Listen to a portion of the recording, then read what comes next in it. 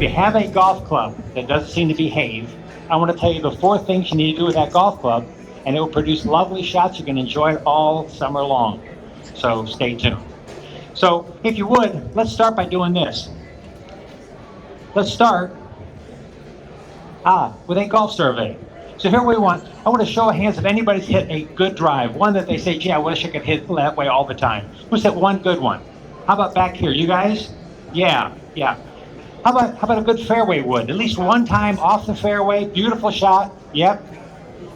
A good approach shot, you got the 7-iron in your hand, you hit it, oh my gosh, it's right at the flag. Who's hit one of those? Who's hit one? Back there? Yeah. A good putt.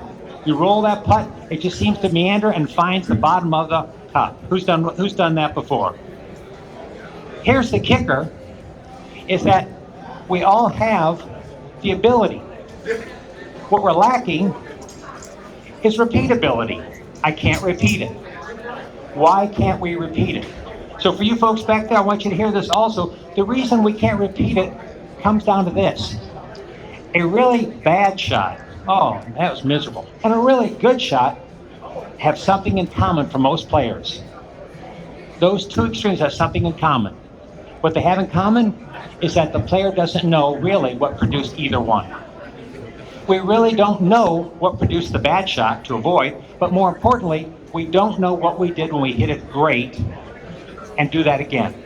What I want to do is I want to illuminate for you the 4 things that happen when you produce that good shot. They're simple to understand. They're simple to do. When you hit that good shot, it didn't feel a lot different than the other shot. It didn't feel like it was painful. It felt very easy. There are 4 things that are very simple to do. That's what we want to do. So with regard to that good shot, we want to understand what it produced. There are 4 essentials. There are 4 essentials for your golf swing. 4 essentials that apply that you want to understand. By the way, I have a little clicker. It isn't working, so my friend Ryan is producing so I'm pointing at him and he's hit the key.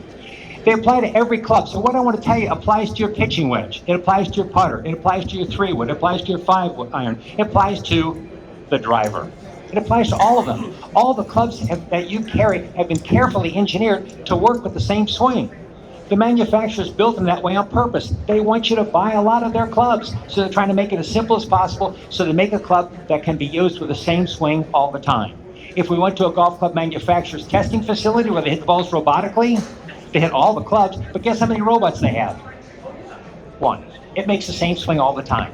It makes the same swing for the driver that it does for the sand wedge. The only difference is for the sand wedge, they have the tee on a little rubber on a stick. They move the stick in a little closer because the club's shorter. But it's the same swing. It's the same swing. We want to understand that these 4 essentials apply to everybody, man, woman, and child. They're universal. So they'll apply to you. I guarantee this. I've been doing this for quarter of a century. Since for a lot of years, they apply to everybody. They apply to you regardless of who you take lessons from or what book you've read or what video you watch. These 4 apply to every shot. What they don't include is keeping a straight left arm. Who's ever heard you should keep your left arm straight? Anybody back there ever heard that? Yeah. The problem is this. When I keep that left arm straight, unless you're 15 years old, I've got a couple of kids here that are less than 15. What happens is we begin to lose rotation in the shoulder. And so consequently, that's all the further a lot of us can go back. So what happens is we keep the left arm straight. It makes the swing very short. We don't hit it very far, so what do? We try to give it the old double grunt, and we try to accelerate and jerk the club, and then things go sideways. What we want to understand is that the golf ball doesn't care if you keep your left arm straight. What happens is, as you make the club, let the left arm fold, look how much longer that swing is. If there was a big Liberty Bell here and I was going to ring it, could I ring it louder from here or from here? Sure, it can develop a lot more speed from there. So what we want to understand is to allow that left arm to fold. What will happen is as you start to swing, the centrifugal pull of this club is going to straighten it back out. You're going to get the ball. It will straighten back out for you. But by keeping that left arm straight, it builds tension in the swing, and tension reduces speed. It also reduces the length of the swing. It doesn't include keeping your eye on the ball. Who's ever heard you should keep your eye on the ball? How about back there, way back in the blue shirt? You've heard of that? Here's the thing. There are 2,400 members of the Blind Golfers Association. How do they keep their eye on the ball? And they'll have a hole-in-one every year amongst them. So we want to understand what's essential about this. What's essential? Let's cut through the baloney. Shifting your weight. Who's ever heard you should shift your weight? Load up on the right side. Who's ever heard of that one? You've heard of that one? Come on up here for a minute. Can you step up on that stage? Let's do an experiment. I'm Ed. Dustin. Dustin, I want you to put your right hand against that bag. Okay. I want you to make a little backswing and just smack the bag. Just a little backswing. Good. Bigger. Harder. Harder. How much weight shift did you see him make? How much weight shift, ma'am? None.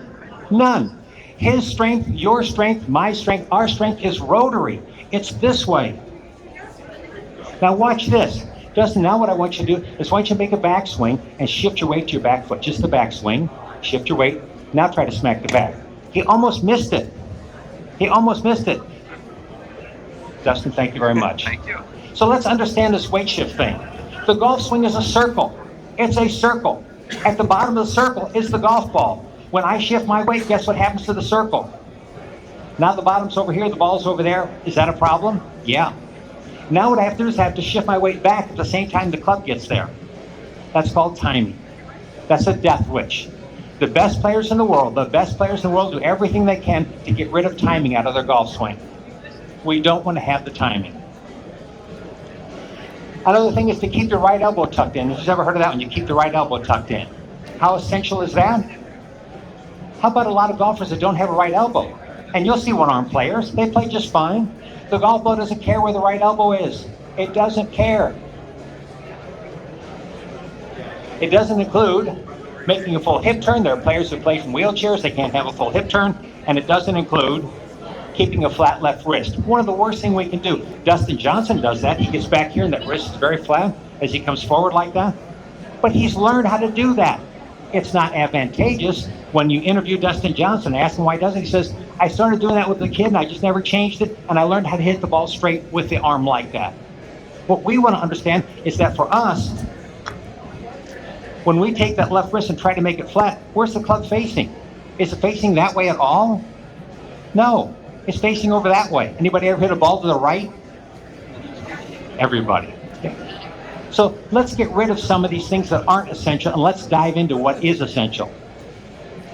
So there are 4 essentials for every shot that is straight and goes to the target. 4 things that you did to produce that ball flight. I want to tell you what they are. They're real simple and they apply to everybody who's ever hit a straight shot. And everybody raise their hand, they've done it. This will make a remarkable difference in your game. A remarkable difference. So I want to make sure that I do a good job of delivering this to you. So here's the first one. And again, the ball should be struck by the center of the club face. Let me get an iron in my hand. So the ball should be struck by the center of the club face. Why is that important? Why is that important? Anybody got an idea? Why is that important, Mr. Titleist? Because you don't get the left and right spin. You don't? You're one of the few people that answer that question the way I want it answered. Many people say, well, the ball goes further if you hit it at the center. That's true, but here's the problem. Most of us have bogeys not because we can't hit it far enough, it's because we can't hit it where we want to hit it. If you hit the ball off center, the club is going to twist. It's going to twist. So stand up for a second, sir. I'm going to do a demonstration with you. So stand here, face me. If I push on his right shoulder, guess what happens? If I push on his left shoulder, guess what happens? If I push him in the middle, guess what? No twisting. No twisting. It's the same for every golf club in your bag. Thank you. So we want to understand how important center contact is. We want to understand how important that is. We go to a driving range. It's full. It's a beautiful afternoon. The driving range is loaded with people. We go down the driving range. We ask people, excuse me, are you working on getting center contact? Excuse me. How many players say they're working on getting center contact? How many people would answer that? None. It's important. It's not that they're against it. They just don't understand that they should be doing it. We should work on getting center contact. In a few minutes, I'm going to tell you how to do that. It's not difficult. It's not difficult. Number 2, the club face should be perpendicular to the target line at impact. What does that mean? It means that as the club comes into the ball, the club face should be facing the target. The angle of that club face accounts for over 80% of the direction that you produce in your shots. So when you see that ball take off, What I want to tell you is that the first portion of that travel is telling you where that club face was facing. So if you hit a shot and it starts off right, that club face was facing right. If the ball starts off left, that club face was facing left. If the ball starts off straight, that club face was facing the target. We want to be able to understand how to control that club face while we're swinging. It's not difficult. I'm going to show you how to do that. So that's the second one. Here's the third one. There's only 4. The club should be swung along the target line. We again go to that driving range and tap people on the shoulder. Excuse me, are you working on getting your club to go to the target? This is the one that most people would look at you and say, huh? So let's understand how this works. I need another volunteer. Can you volunteer with me? Can you step up on the stage? You can walk around to the stairs. Oh, he's got this. So here we're going to do you take this ball, come over here like so, turn sideways. Perfect. That's great. When I tell you to, I want you to make a toss with both hands and then hold the finish. All right? You're going to toss to me. Ready? 1, 2, 3. Toss to me. Hold the finish. Stay right there. Where are his hands pointing? They're pointing where I was. They're pointing at his target. What he does with his arms is the same thing that has to happen with the golf club. Hold the ball. Now, let's make another toss. This time, toss to my hand over here. So when the ball goes to the right, or goes to the left, guess where his arms are pointed? To the left. So we want to understand that the ball is going to go in the direction that you swing your golf club. That's great, thank you. So we go down that target line at that driving range again, and we're tapping people on the shoulder, and we're saying, are you working on swinging your club to that flag out there? I'm trying to hit good golf shots here. What are you talking about? The ball cannot. It's physically impossible for the ball to go to your target unless you make the club go to your target. It won't go there. It can't go there. It's physically impossible for it to go there. But anytime you produced a good shot where the ball went to the target, that time the club went to the target. The club has to go to the target. It has to. This is not a matter of politics or religion. It's just a matter of physics. It has to go there. Unless you're out there practicing getting your club to go to the target, you're wasting golf balls and daylight. Go get a cold one and sit down and relax because you're not doing yourself any good. Here's the fourth one. This one's probably the most obvious. The club is swung with enough speed to get the ball to your target. That basically means to choose the right club for your distance. If it's 120 yards, you choose 120-yard club. The problem with this is that most players don't know really how far they hit the club. What I want you to consider is the next time you go to your driving range, leave the 5-iron in the bag, leave the 6-iron in the bag, leave the 7-iron in the bag, leave the 8-iron in the bag, take the 9-iron out because you can get a better job of seeing where the ball actually lands. And then go to a place that has a realistic target, use your laser, pick up how far it is, and see how far you actually hit that 9-iron. Now the manufacturers incremented the clubs so they're all in about 10-yard increments. So if you hit the 9-iron 120 yards, you're going to hit the 8-iron 130 yards, etc. So it gives you a rule of thumb. But we want to have a good idea of not my best shot, what's my most common shot? What's my most common? Very important. So, what are the 4 essentials? Let's go through them, and then we'll talk about how to do them. So the first one is this, center contact. And like Mr. Titleist said, the problem is that if you don't hit the ball in the center, the club's going to twist. Where the club is facing is where the ball's going to start. If that club twists, it cannot go to your target. It can't go there. It won't go there ever. Not Sundays, not Mondays, not Tuesdays, not 7-irons, not Titleist, not Ping. It won't go there. Square club face. The club face has to be facing the target. The ball is always going to leave perpendicular to that club face. It's always going to leave perpendicular. So when you get there, if that club face is not facing the target, don't expect the ball to go there. Don't be disappointed. Understand what you did. How'd that happen? The club face wasn't facing the target. Swing on the target. This is the one that will be probably new to most players, and that is when I swing, I've been told to keep my eye on the ball, so I translate that into concentrate on the ball. When I'm concentrating on the ball, do I have any awareness to where the target is? No. I need to be able to look at the ball, remember where that target is, and when I make this swing, get this club to go to the target. Get this club to go to the target. You'll wind up making the same swing as if you were going to throw the club at that target. It'll be the exact same thing if you're going to throw the club there. Yes, I got a guy chuckling. He says, I've thrown some clubs in my time. So with regard to this, swinging the club to the target is very important. It's not difficult. I'm going to show you how to do that, but it's one of the 4 things that has to happen. And the last one is enough speed. Choose the right club. Know how far your clubs take the ball and choose the right club for the distance. So those are the 4 essentials. Let's talk about how to accomplish them. Something simple. Something simple. It's my business. I'm in the golf business. And so I watch a lot of golf. I read a lot of golf. I've been doing this for over 25 years. I have never heard a professional player ever say, I'm trying to make my swing a little more complicated. Every one of them, when they talk about their swing, saying they're trying to simplify it. They're trying to make it simple. Their brain isn't any smarter than yours. They're trying to give themselves the simplest thing they can in order to be able to do, especially in the heat of competition. How can I simplify this? So we want to find simple ways to do these 4 things. Here's the first one. Remember, the ball should be struck by the center of the club face. How should we do that? Let's take a look at this for a second. So we talked about the swing being a circle. Let's think back to the time when you were in geometry class and you used the compass. Remember, you stick the pin in and you draw a little circle like this?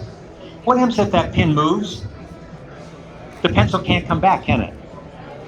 As long as the center is maintained, that pencil is going to draw that perfect circle over and over and over. Well, you make a circle with your golf swing, and the center of your golf swing is the midpoint between your shoulders. That's the center of your golf swing. So what we want to do is we don't want that center moving around. We don't want that center moving around. How do I keep it there? It's so simple. It's so simple. I need another demonstrator. Can you come up? Can you make this step up here? Good. Whoa! Okay, now here's the deal. Here's the center of his swing. Let's turn around and face everybody. Let's do it this way. Here's the center of his swing. So spread your feet just a little bit more. Now what I want you to do is I want you to pay attention to the weight in your feet, and I want you to turn your shoulders so you face me, but pay attention to the weight in your feet, keep them even. And then the other way. As long as he keeps his balance, that center is going to stay right there. It will stay right there. As soon as he tries to shift his weight to the right, see the center move? His whole swing circle's moved. Now the club's going to bottom here, the ball's over there. So it's a very simple thing. What you want to do is to get the golf club, don't worry about a golf ball, make some swings. Let's get into golf posture for a second. And pay attention to the weight in your feet and be able to make a backswing and keep the weight the same in the feet and make a forward swing and keep the weight the same. Now what's going to happen when you actually make a swing at speed, the momentum of the club is going to pull you forward onto your front foot.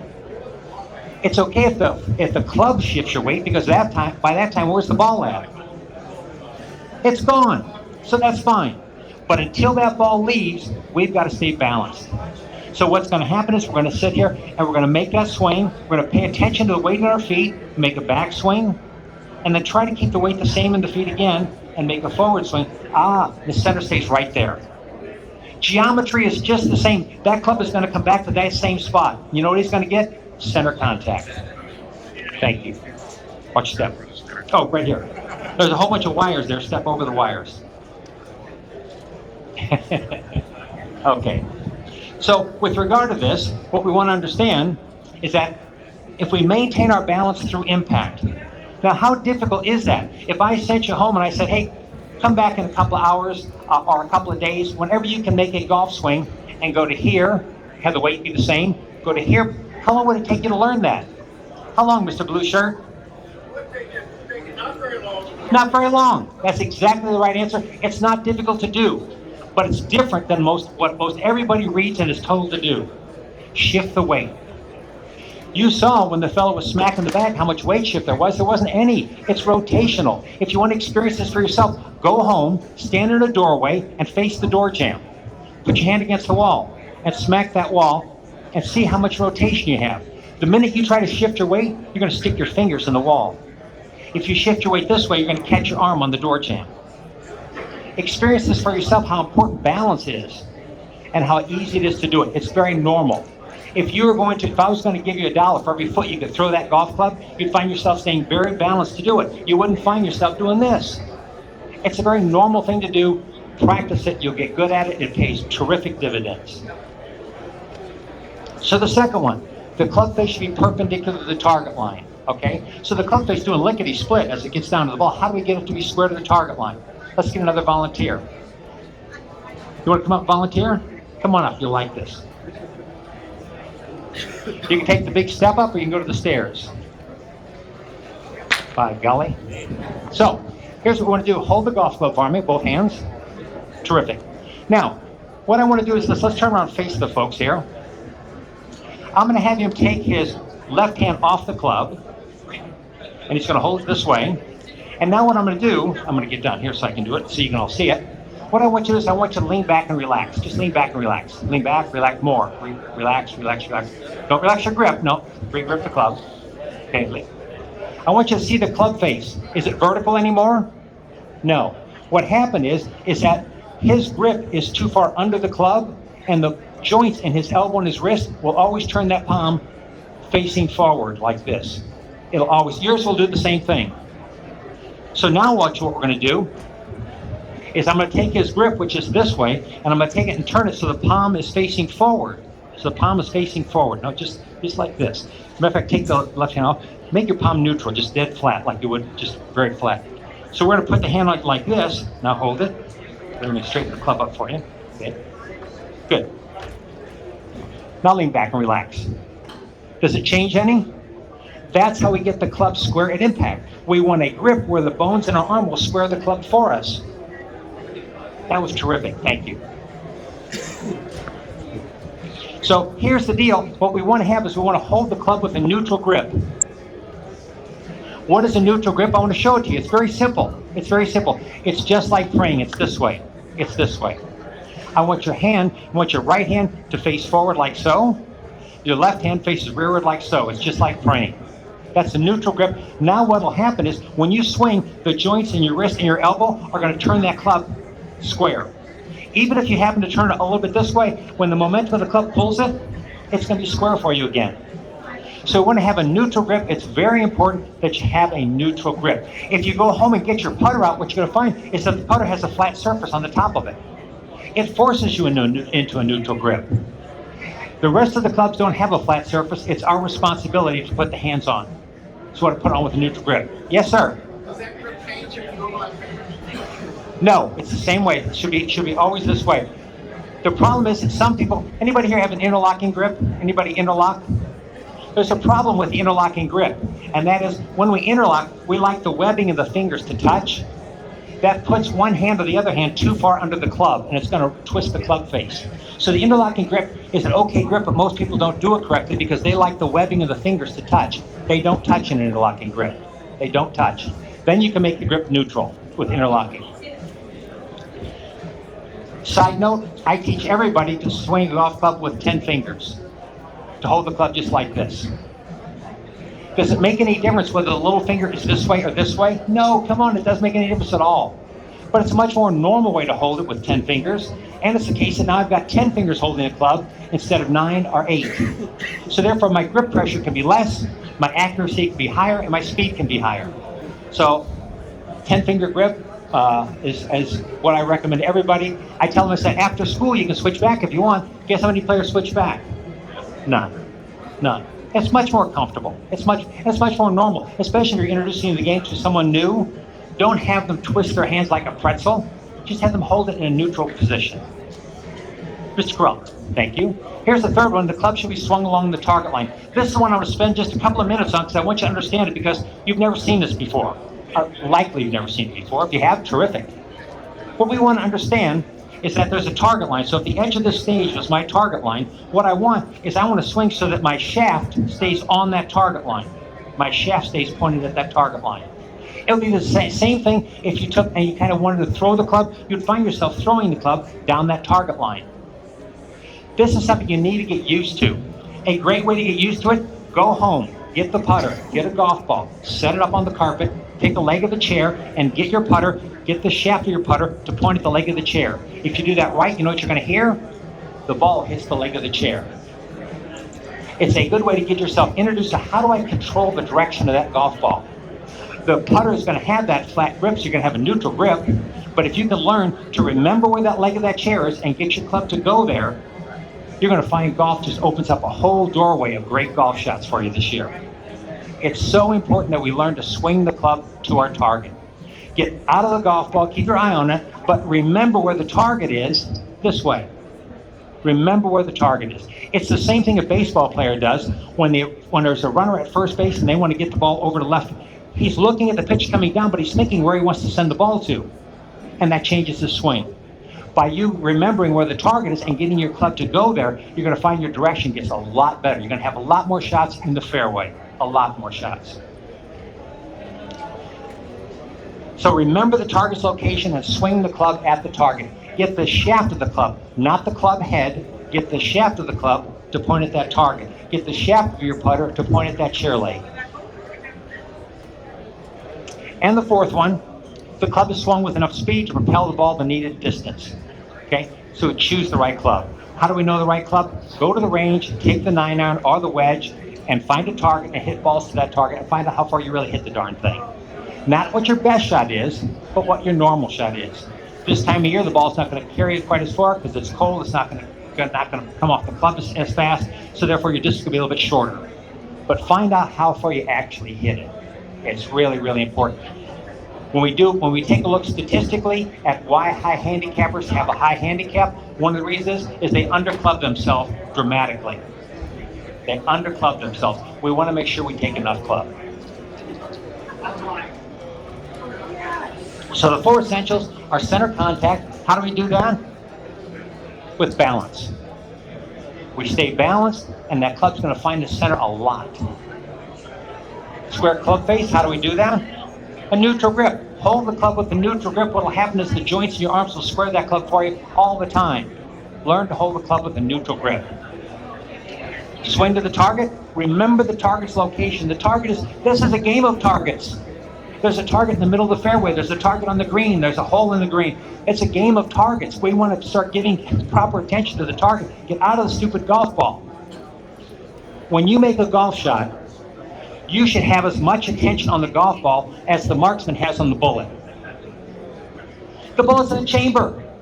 The hammer's going to find it.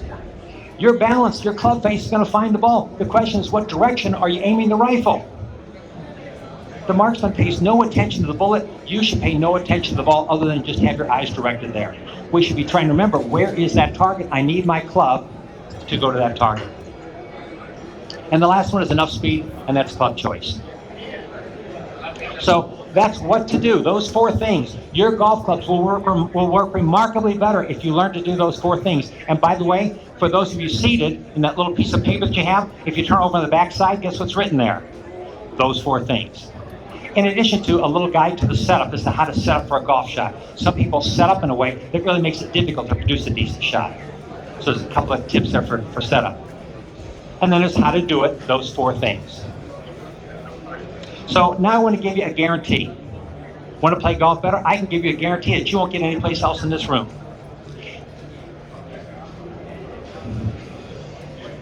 If you will, do 20 no-ball, slow-motion swings per day. You're at home, you're in your socks and underwear, you're just swinging the golf club. If you do 20 swings per day, and it's hard to do 20, by the way. I do it in sets of 10 when I want to make a swing change, because it's just hard to stay concentrated. And by the way, if you do 20 in a row, you find yourself sweating. Just slow-motion swings, but it's a lot of muscular action. But that's the best way to learn. If you want to teach a young child how to write their name, do you teach them real fast? No, real slow. Your brain doesn't work any faster than theirs does. So recognize that's how you learn. 20 no-ball swings, then 27 iron chip shots. So you go out, get to the side of a practice green, and you make little chip shots, making that same swing that you did there. Having a neutral grip, being set up correctly, and getting your club to go to the target with a neutral grip. When you do that, I guarantee you will find a remarkable improvement in your game. Most of us aren't that disciplined and we just won't do it. Okay, you know what? We're not perfect. But I want to tell you what to do in case you get motivated to do it, that you'll be investing your time wisely and you get some productivity out of it. Those folks out on the driving range we alluded to, they finish with the last ball, they put the keys in the ignition, they say to themselves, well, I got into some practice today. Did they get any better? No, they just ingrained the swing that they brought there. They just ingrained the swing they brought there. So, how about questions? Who's got a question about their golf swing or their ball flight? Who's got a swing? Anybody? Yes, sir. For years, I scoop it behind it. Uh-huh. Like, I'll hit my 4-iron, maybe like 180. Then every once in a while, I'll hit a 225. It's perfectly square and divot in the correct place. How do I do that? He answered with regard to scooping. He says, on occasion, I scoop the ball. I scoop the ball. What's happening there is we're swinging to the ball. Where's our swing going? It's going this way. I'll guarantee you, if you take that 4-iron and you make the intention to swing the club forward to the target, you're going to start seeing a lot more of those other shots. We don't want to swing the club to the ball. The club decelerates, it slows down, and it goes down. What we want to do is to swing to the target. Now the club accelerates, and where does it go? Forward. Where's the ball go? Forward. So a big issue is that stupid golf ball, and we try to work the golf ball. Work the golf club like the marksman works the rifle. He doesn't work the bullet. Work the golf club, and the golf ball will do wonderful things. Anybody else have questions we can help you with? Yes, sir. The length of a golf club. Mm-hmm. What determines that? What determines the length of the golf club? Are you saying how long should it be for a particular player, or why do they make them different lengths? Well, I'm 6'2". Good. So what determines the length of the... Why do golf clubs come in different lengths? Because it's one of the factors that allows us to hit them further. Your 7-iron is longer than your 6-iron, or shorter than your 6-iron, and therefore the 6-iron goes further. One reason it's longer. With regard to a player, how do we determine if we have the right length clubs? What we should do is take the club and hold it like so, and keep the club perpendicular to you, and just set the club down. The club should rest on the back half of the club. If the club is too short, if the club is too long for you, when you try to do this, you're going to hit the heel. If the club is too short for you, you're going to catch the toe. That's a very rudimentary way that you can begin to get an idea if your clubs are anywhere close to fitting for you. What you really want to do is to have a dynamic fitting where you get a piece of Lexan that's unbreakable plastic. All the golf courses have them. You put the ball on that. You put the ball on the Lexan. You put a piece of masking tape on the bottom of your club, and you hit the balls off that plastic, and you look where you're hitting the club, where the club is hitting. If the club is too short for you, you're going to find that contact's going to be out on the toe. If the club is too long for you, you're going to find you're going to hit back on the heel. So that's an easy way that you can do a dynamic fitting. And generally, if you ask a professional to help you, they'll do it at no charge. They'll bring the plastic out, let you hit a few balls, etc. You want to do a full fitting, then of course, unless you buy a set of clubs, they'll be happy to do that for you too. But we want to recognize that that's what we want, is if I take the club and I just bend forward, keeping that club perpendicular to me, when I bend forward, the club should touch on the back half of the club, halfway down. Other questions, something else you can help with? Yes, sir. How important where the ball is front to back in the swing line? Where should the golf ball be in your stance? That's a wonderful question. That's a wonderful question. We want to understand where the bottom of our swing is, and the bottom of my swing is right in my center. Does the bottom of that swing change any for driver or 7-iron? No. So what we want to do is I want to set up the club here, and I want to center on the golf club for all the clubs. How many people have heard you should play the driver forward? Let's take a look at what that does. It's terrible. It's ruined more golf shots than you can count on both hands. So when I take this club and set up in my center, where's the club facing? Forward. I take that club and put it forward a little bit. Where's the club facing? Left. That's not where the fairway is, friends. But that's what we're told to do. For those players, if you get the golf magazine and you see a tour player who plays the ball a little forward, what you're going to find is this, is they get here and they will come forward like this. They'll move their center forward. We want to play all the clubs in the center. When you go to hit them mechanically, you look at how Ping and Titleist and Cobra and everybody else test their clubs. Guess where the club is on that robot? Right in the middle. Not the ball in the middle, the club. I find the ball, I put the club behind the ball with the shaft vertical, and I set up to that club. Some people are told to lean the shaft forward, a little forward shaft lean, a little forward press. When you do that, it de-lofts the golf club. You're not going to get the right trajectory. And it's going to be very inconsistent. Sometimes you lean a little bit too much, sometimes not enough, and all of a sudden things are just happening all over the place. Set the club down, get the shaft vertical, and play from there. That's where the clubs are made. You paid for those clubs. You can use them any way you want, but if you want to know how they work, how they've been engineered, how they'll be optimal, play the club in your center. Set the club at the ball, and you center on the club. Get your weight balanced and stay balanced until you hit it. Other questions? Yes, sir. How do you create lag? How do you create lag? Don't. Lag is one of the worst things that has ever been mentioned in golf. What happens is people try to hold that lag, and when they do, they wind up hitting the ball off to the right. What does happen is this, is you have angular momentum. When I get back here, I have an angle in this wrist, and as I come forward, that angle is there, but the centrifugal force, we're going to let the centrifugal force unleash that. Rory McIlroy was famous when he first, I'm sorry, not Rory McIlroy, Sergio Garcia was famous when he first came out for tremendous lag. Not anymore. He couldn't control it. It takes tremendous timing to hold that club back here and then flick it forward like so. When you do, you'll feel a lot of effort. It won't be more speed, that's the problem. Angular velocity will create the greatest speed. Just get the club back here, and from here, swing the club forward, let the centrifugal force of the club extend it. It's much faster than you can possibly flick it. Get out of the idea of lag. It just creates a lot of shots off to the right. And a lot of me trying to unlag it, and I stick the club in the ground. So I encourage you to get out of, experiment a little bit. Get the club, take it out here, take it back here, and just swing it forward at the target. And I'll tell you what, you're going to see some gorgeous shots. But lag is something that there is a moment as you come forward where the hands appear to be leading the club head. But if I bring that club back around, are my hands in front of it actually? No, they're right with it.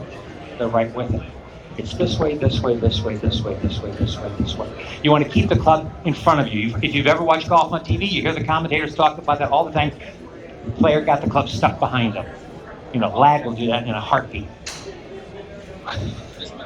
Other questions? Something else can help? Yes, sir.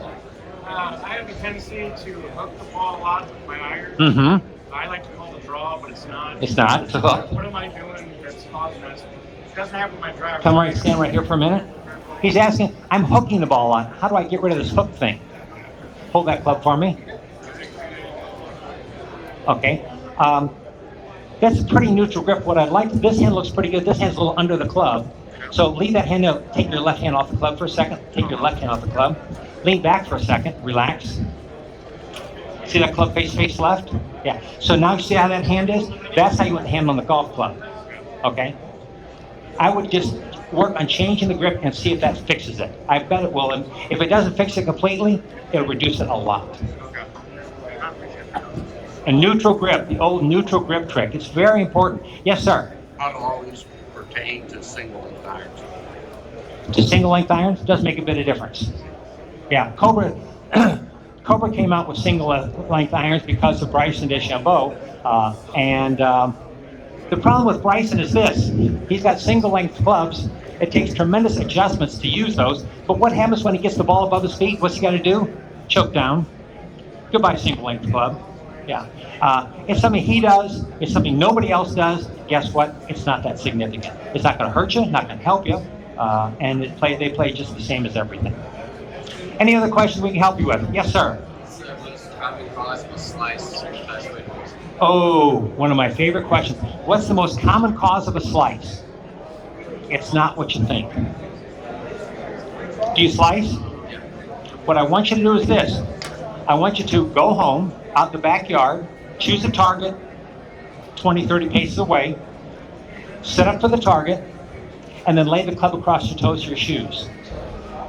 The chances are 8 out of 10, your feet are lined up to the right. And your swing is lined up to the right. So what do? Do you hit it to the right? No. You try to bring the club over here, and guess what that does? Puts a slice spin on it. There's other causes for slice, but the one that I find the most common is misalignment. I could teach you how to align. It takes more time than we've got here. If that doesn't fix it, come to school. We'll work on it for you.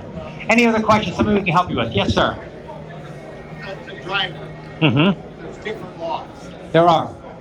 How does a person determine the loft? Good. How does a person determine the loft they should have on the driver? This is 9 degrees right here. What you want to do is you want to go and have it measured. You want to hit the balls and check. For most players, they don't have enough trajectory. Just imagine if this fellow was standing here and I said, I want you to throw the ball as far as you can under my club. How far could you throw it? How about if I said, how about over my club? Further. How about now? Under. So you can have not enough trajectory, you can have too much trajectory. What we want to have is we want to have optimal trajectory. And for most players, we don't have enough trajectory. We can have extra trajectory by changing the angle on the club face. We can also have it by changing the flex in the shaft. When a club comes into the ball, it comes in this way. Not this way, it comes in this way. And when it does, it adds trajectory to the club. So a more flexible shaft will also give you a higher launch.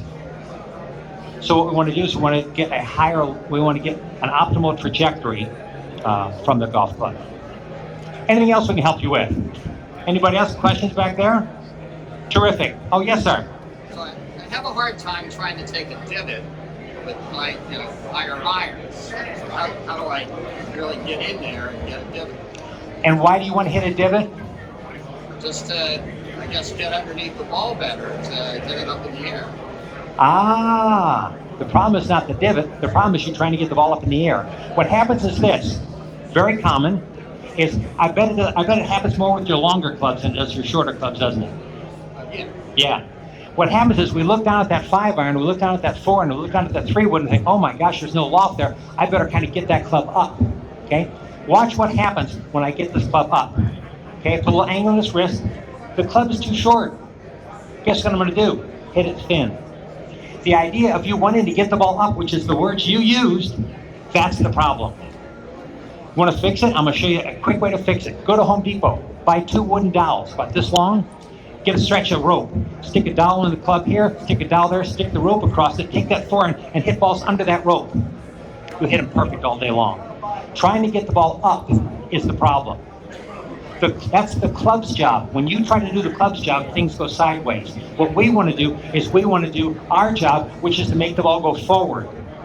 I bet you don't top many putts, do you? No, because you're not trying to get them up. It's this idea of wanting to get the ball up that's the problem. That's not our job. That's the club's job. It has trajectory on it. What we want to do is to make the ball go forward. And putting those 2 dowel rods in and stretching that rope across and hitting the balls under that rope will change your mentality a lot and it'll change the ball flight perfectly. I get this all the time from players that come through school and say, I'm playing pretty good, but my 3-wood, I just can't get it up off the fairway. Oh, really? So I come back and say, oh, you're hitting it too high? Oh, no, I'm hitting it much too low. I have those rods. I stake them in the ground. I put the rope across it. Hit the ball under the rope. Oh, I do that all the time. That's not my problem. Hit the ball under the rope. What happens? You see, when I try to hit it under the rope, I bring the club in very flush like this, trying to hit it low. Now all the loft of the club face is exposed. What's the ball going to do? It jumps over that rope. So it's the idea of trying to get the ball up, and when we have a steeper face club, we panic and think, I better do something to get that ball up. No, your job is to make the ball go forward all the time. When I'm hitting a sandwich over a tree, I visualize the ball going through the tree. I want to make my club go forward. The sandwich's got 56 degrees of loft on it. It's going to jump over the tree. It's going to jump over it. My job is to make the ball go forward, not up. Anything else? Yes, sir. When zipping, how do you keep the leading edge from digging into the ground? How do you keep the leading edge from digging into the ground? That's a great question. What's happening is that you're trying to hit down on the ball. No, what I want you to, without the ball, I want you to practice brushing the grass. Brush the grass. Your clubs have a hump on the bottom of them, a little hump. It's called bounce. I want you to practice. You can do this in the backyard, brushing the grass. When you get good at brushing the grass, put the ball there and brush the grass. You'll find the chip shot comes off perfect. Brush the grass. Brush the grass. Sometimes when we stick the leading edge and we're trying to get under the ball, don't get under. That's where the big ball is. We don't want to hit that one. Brush the grass. Brush the grass. Anything else before we let you go? Anybody else? Terrific. If you're seated, you have a copy of this. If you're not seated and you want a copy, this gives the 4 essentials and some tips on good setup. Coming up, I'll be happy to give you one. Thank you very much.